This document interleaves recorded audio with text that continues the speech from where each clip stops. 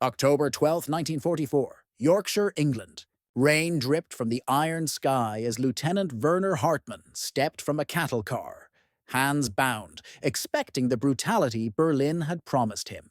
He'd fought for Hitler, killed British soldiers, and now waited for revenge. But instead of beatings, he found discipline. Instead of starvation, he found tea. And in that moment, a captured German officer began to understand that the empire he'd been taught to hate was far more civilized than the one he'd served. The rain never stopped that morning. It came down in fine, steady needles that blurred the horizon and soaked the railway yard in Yorkshire grey. Lieutenant Werner Hartmann stood among 200 defeated men, exhausted remnants of the 352nd Infantry Division, fresh from the slaughter of Normandy, their boots squelched in the mud, their uniforms hung in tatters, and their eyes searched the faces of their captors for cruelty. Berlin's radio had been clear. The British Empire was built on brutality. Those captured by it would know hunger, humiliation, and pain. But what Werner saw didn't match the fear he'd been fed. British soldiers stood in neat lines, rifles held with quiet precision. They didn't shout, didn't sneer. Their uniforms were clean despite the drizzle, their movements methodical, almost rehearsed. When a sergeant with a calm, weathered face spoke German, clear and commanding, it wasn't with hatred, but with the tone of a man used to order. You will be searched. You will receive water. You will be treated correctly if you cooperate. It wasn't kindness, it was procedure. Yet even that discipline struck Werner like a revelation. When a British private offered him a canteen, the water was cold, pure, and real. He drank cautiously, half expecting it to be a trick. It wasn't. In that small act, everything the Nazi propaganda machine had drilled into him about British cruelty, about decadent democracies, began to fracture. Around him, men who'd once screamed, "Heil Hitler!" now stood silent, unsure whether to feel grateful or ashamed.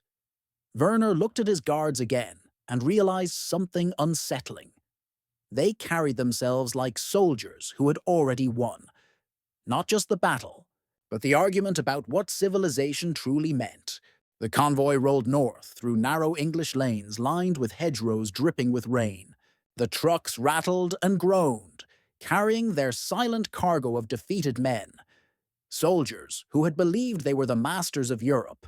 Werner Hartmann sat between two comrades, staring out through the slats of the lorry at the green countryside rolling past.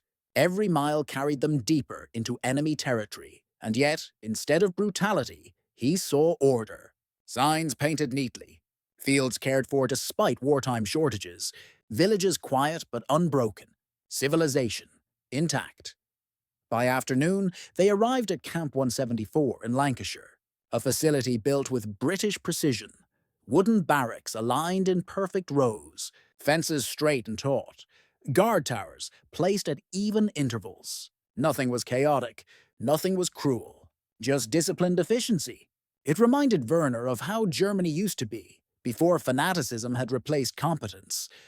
The prisoners were processed quickly, each man recorded, examined by a British medical officer, and assigned a barracks. The guards spoke little, but moved with unmistakable authority. When one prisoner refused to surrender his watch, the sergeant didn't strike him. He simply took it, tagged it, and moved on. It was military order without the sadism Werner had grown used to seeing in his own army. That night, the German prisoners waited for starvation rations. The thin soup Berlin's propaganda had promised would be their fate. Instead, British soldiers served them bread, a stew with meat, tea, and margarine. It was not luxury, but it was nourishment. Werner took his first bite and stopped. Real meat, real warmth. Around him, men stared in disbelief. One whispered, "They must be softening us for interrogation." Another muttered, "It won't last." But it did. Days became weeks, and the system held. The rules were clear, written in German and posted in every barrack. Cooperation required, escape attempts punished, medical care provided, letters home permitted. No fraternization, no abuse, it was all maddeningly fair. When Werner fell ill that first winter, a British doctor prescribed sulfur drugs and rest. An enemy nurse, checked his temperature and adjusted his blankets. Within days, he began to recover. When he thanked her in broken English, she only nodded and said, "All the same under the skin." That phrase stayed with him. In another camp, a British sergeant struck a prisoner during an argument. The following day, the entire camp was assembled. The commander, Captain Robert Ashford, stood before them and announced, "The guard has been disciplined and reassigned. In the British Army, we maintain standards. You will be treated correctly, not because you deserve it, but because we demand it of ourselves." The words cut through the wire. To German ears raised on the language of domination and racial hierarchy, they sounded alien. Here was strength without cruelty, discipline without hate. Each day, trucks carried work details into the countryside. Werner was sent to a farm where an elderly farmer, missing 2 sons to the war, supervised the German prisoners harvesting crops. He worked them hard, but fairly. When rain poured, he shouted, "Under the barn, lads!" and brought them tea. Werner couldn't fathom it. How could this man, who had lost his own flesh and blood to German bombs, still offer warmth to those who had fought for the enemy? The routine continued.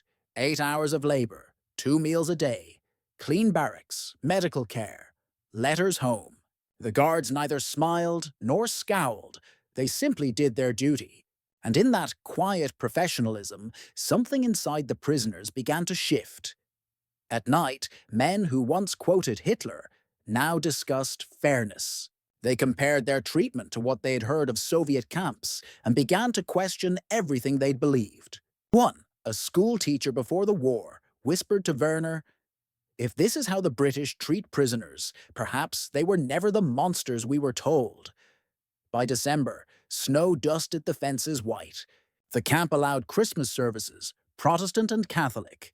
The Germans decorated a barracks with scraps of paper and makeshift candles.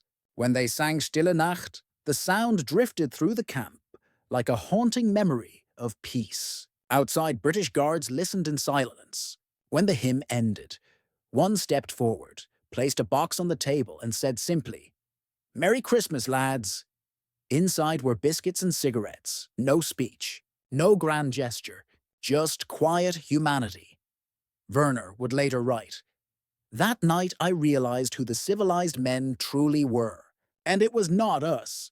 By early 1945, the war was still raging across Europe, but behind British barbed wire, another quiet front was unfolding. One that didn't involve weapons or battles, but principles. At Camp 174, Lieutenant Werner Hartmann began to notice that the guards' restraint was not an act. It was a philosophy. Every morning, roll call was taken at 600 sharp. Orders were issued clearly in German. The guards were firm but never cruel. Punishments were consistent, not vengeful. And over time, that predictability, so different from the terror-driven system Werner had known in Germany, became a strange comfort. The camp operated like a machine built on decency. Medical facilities were run by British Army doctors who treated German prisoners with the same precision they gave their own wounded. Werner once saw a fellow POW rushed into surgery for appendicitis. The surgeon worked through the night, saving his life. When the man woke, a nurse, smiling faintly, told him, "You're lucky we caught it early." He replied softly, "Lucky to be captured by the British." The statistics would later tell the story. Tens of thousands of surgeries performed. Mortality rates lower than in many civilian populations. It wasn't charity, it was professionalism. To the British, a sick prisoner was a problem to be solved, not an enemy to be punished. That professionalism radiated through every level of the camp. The guards carried themselves like soldiers, not jailers. They never fraternized, never joked with prisoners, but neither did they insult them. Their discipline was their authority. For Werner, raised in a regime where power came from fear, this was revolutionary. The British didn't need to shout to command respect. They already had it. Work details became the backbone of daily life.